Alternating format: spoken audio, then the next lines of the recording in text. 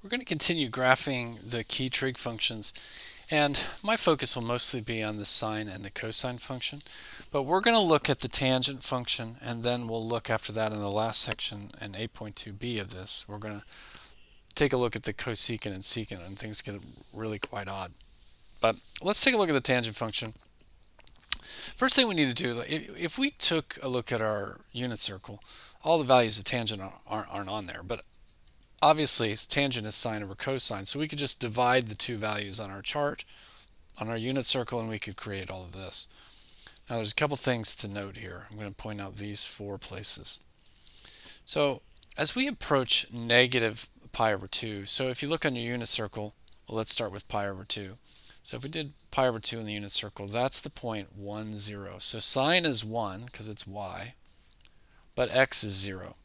Well, if sine over cosine is the same as y over x here, it'd be 1 over 0. That's undefined.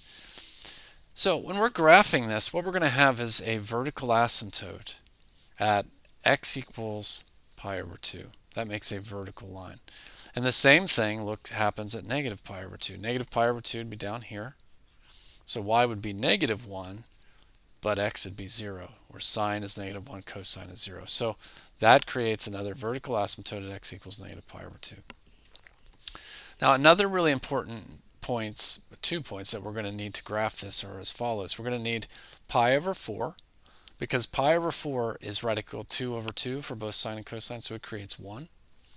And if we're doing a negative pi over 4, we get negative 1.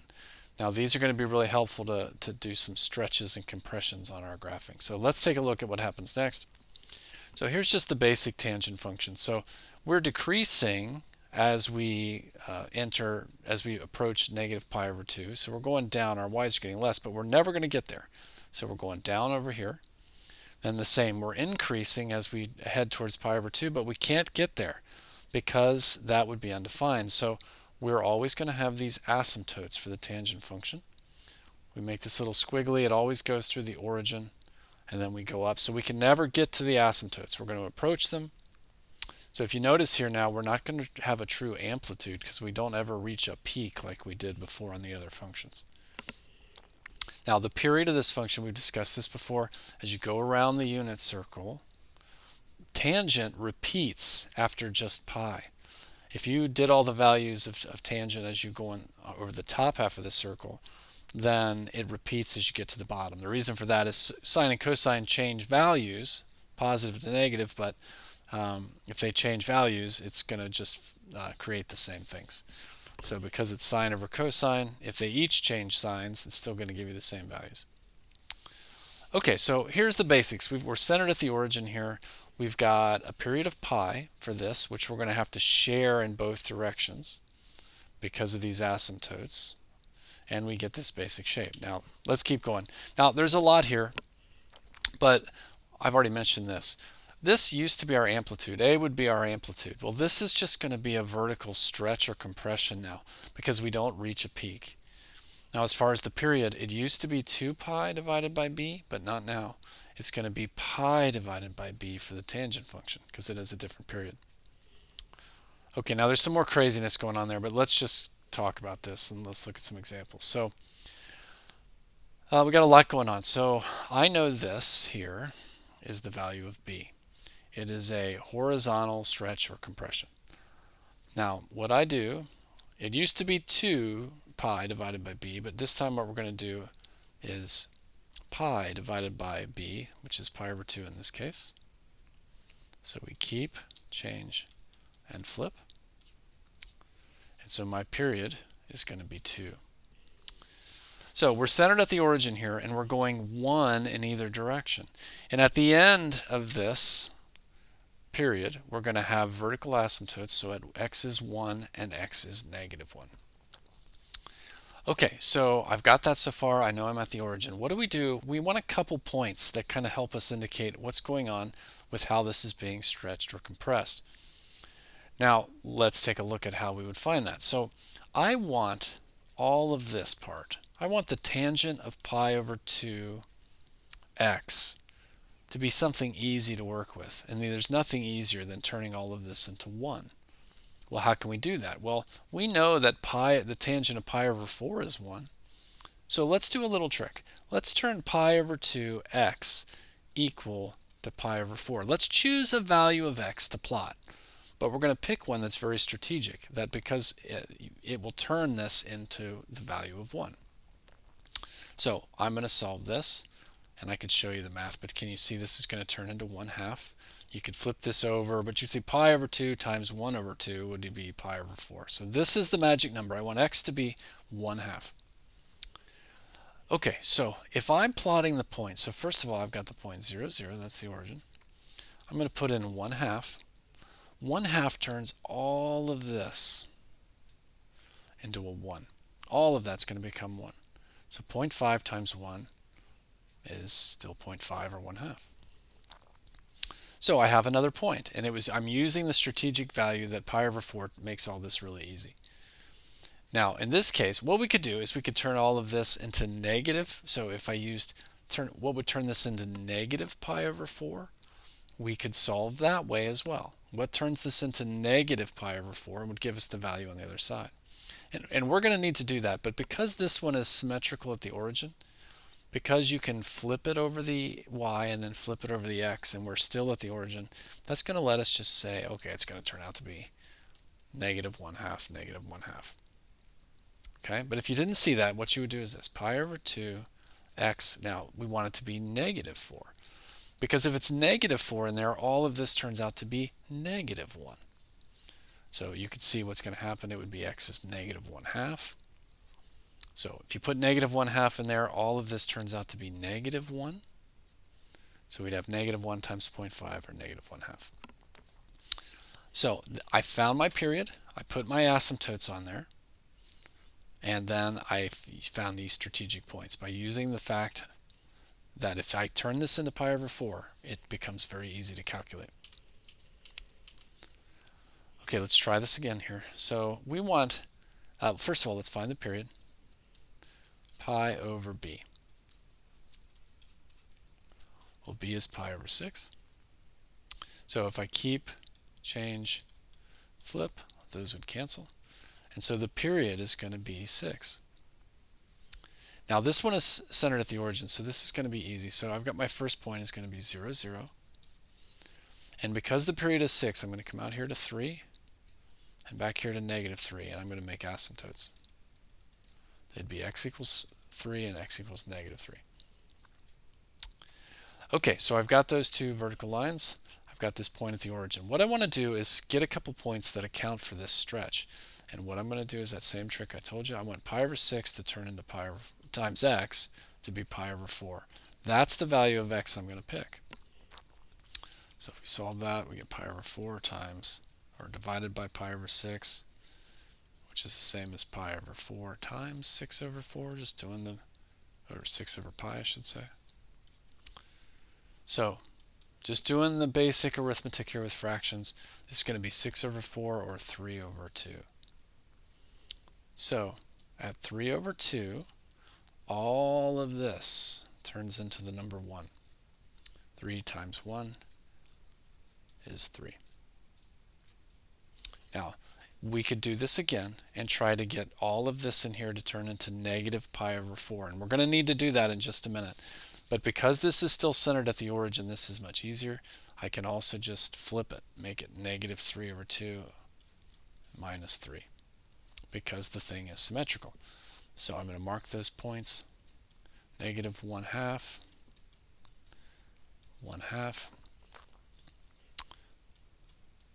So here's a point. There's another. So our graph is going to go through these points and stretch on up. You'll approach the asymptotes, but you can't cross them. Okay, let's try another one here. Now, I think all of it makes more sense. I've mentioned this in the other videos. If you go ahead and pull out the value of b, I'm going to pull it out as a GCF, and I get pi x plus 1. Okay, can you agree with that? I just pulled out that pi. So now I know the value of b, but I got a lot going on here. I've got a shift down and a shift to the left 1. Does that make sense? So a lot happening here. So the first thing we would do, let's find the period. So it's pi over b, and b is pi again. So that turns into 1. Now we're going to come back to that here, but because of the shifts, and I don't think I would test you on one with a shift. Maybe a homework problem, but not on a test, because it's pretty darn hard. But what we're going to do now is we've got our origin has now moved. It's gone, our original origin was 0, 0. Well, we've gone 1 to the left. That's -1.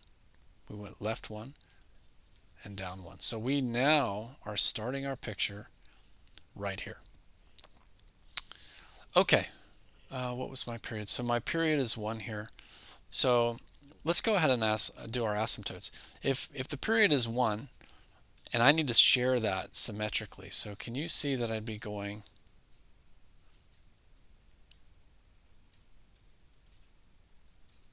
my asymptotes would be at 1/2 and or -1/2 and -3.5. Can you follow my reasoning? So I'm centered right here, and the period is 1, so I have to have a total of 1 between the two asymptotes. So I've gone half each time. So if this was -1, this is -1/2, and this is -3/2. Okay, now let's do our trick again. I want to turn everything in here. Actually, this one turns out to be easier to do. I want everything in here. Pi times x plus 1. I want to turn that into pi over 4. Now, it's a strategic choice so that I can easily get some points here. So I'm going to divide this pi over. And can you see, check it if you don't understand, it's going to turn into 1 over 4. The pi's would cancel. Now if I solve for x, I'm going to get -3/4. Can you see if I subtract 1 here? So I've got a point, -3/4. Now I have chosen that point because that going in here, -3/4 going in here is going to turn all of that into 1. So -2 times 1 is -2, minus 1, I get -3. Now we are no longer symmetrical at the origin, so we can't just flip this in the same way that we did before. It's a little more complicated. So what I'm going to do instead is I'm going to solve this for -pi over 4. That would turn the value of tangent into -1. So I'm going to do all this again, divide by the pi. It's going to get me -1/4. X is going to be -5/4 by subtracting that 1 over there. So I have -5/4. Let's see. And then so if I put that in here, all of this becomes -1 because this is -1. And I turned all of this into -1. So -2 times -1 is 2. 2 minus 1 is 1. So I'm going to plot these points. My graph here isn't very good, but 3/4, 1, 2, 3, there, -5/4, 1. Now, this is upside down because of the negative in the front there. This has flipped it. So my graph is going to look like that. Okay, so this is getting pretty difficult, I know. A little harder than it was with sine and cosine. Now, what would happen if a had been 2 instead of -2? So a was this number out front. Well, 2 made it upside down, like we flipped it. So if it had been 2, then we'd flip it the other way. So instead of going down like this, it would have gone up like that. All right, now they want us to go ahead and find the formula for a function that's graphed here. Now, anytime we do that, here's what we're looking for.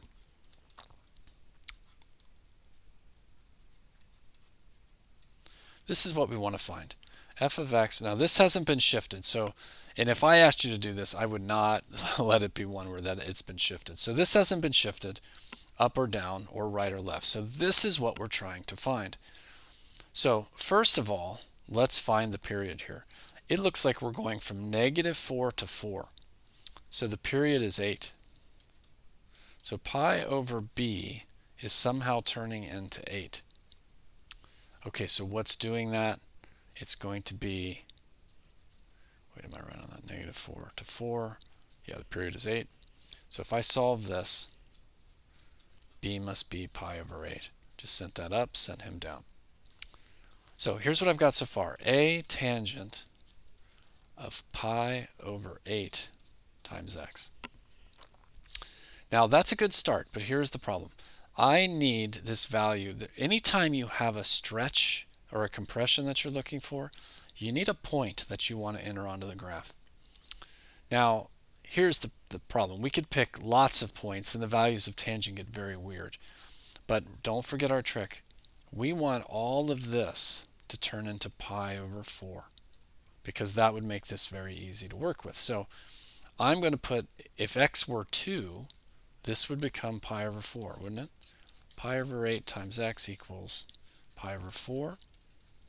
If you solve this, you can take my word for it here. This is going to be 2.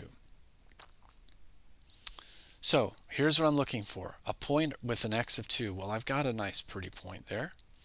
If you put 2 in here, you get 2 out. So here's what I've got. 2 equals a tangent.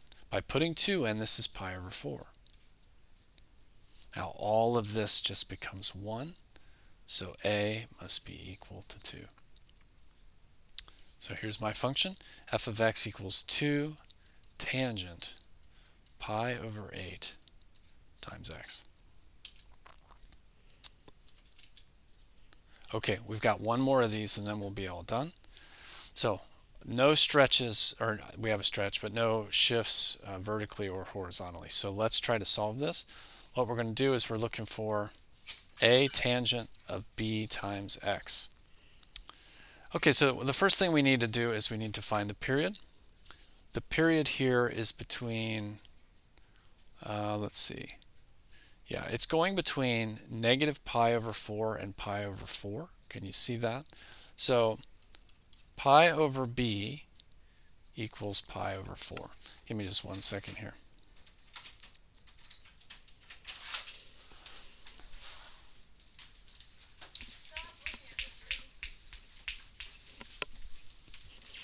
Okay, so I've got pi over b equals pi over 4. So if I solve this, I'm going to send the b up. It's going to be pi over 4 times b. Now divide that the other side. I'm going to get pi over 4 equals b. Okay, so we're going to do some fancy flipping here. Pi times 4 over pi. It's going to cancel. So b is going to turn out to be 4. So here's what we got so far. A tangent of 4x. Now we're going to do the trick that we did in the last video. We're going to try to turn this into pi over 4. So if we can turn all of this into pi over 4, we'd have a nice easy plot that we can, a point that we can plot. So where does that happen? How can I turn 4x into pi over 4? Well, I'm going to turn this into x equals pi over 16. Hold on. No, I'm sorry. Let me go back. I used the wrong period. I thought something was wrong here. So the period here would be pi over 2. So pi over b equals pi over 2. So it was pi over 4 in one direction, but if you go back, the whole period is pi over 2. So if we solve this, we're going to wind up getting b to be 2. So I thought something was wrong. So what we've got here is a tangent of 2 times x. Now what I want to do is turn 2x so that it equals pi over 4.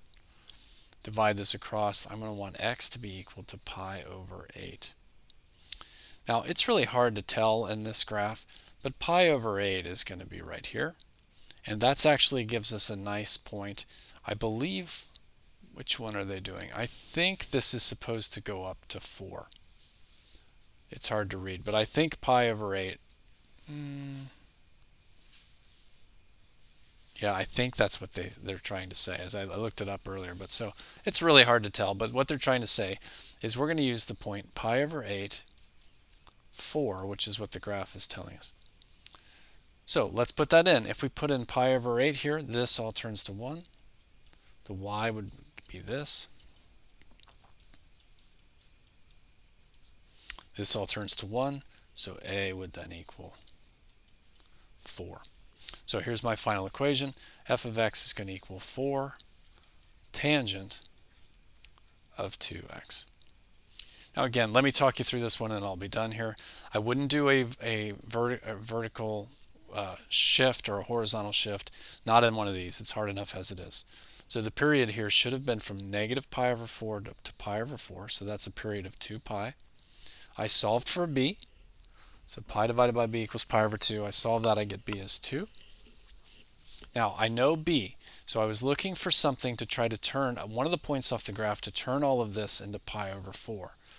Well, what it turns out when I solve that, pi over 8 would do it, which I think is supposed to be right here. And I think it's supposed to be marking this point right there. It's hard to tell, but I think it's supposed to be marking that. So I put in the 4, put in the pi over 8 for x, solve that. All of that is 1. And so a then must be 4. And I've got my equation. And again, that's as hard as I would go on this. That's hard enough as it is. Okay, so hopefully that made some sense, and you can work some of those.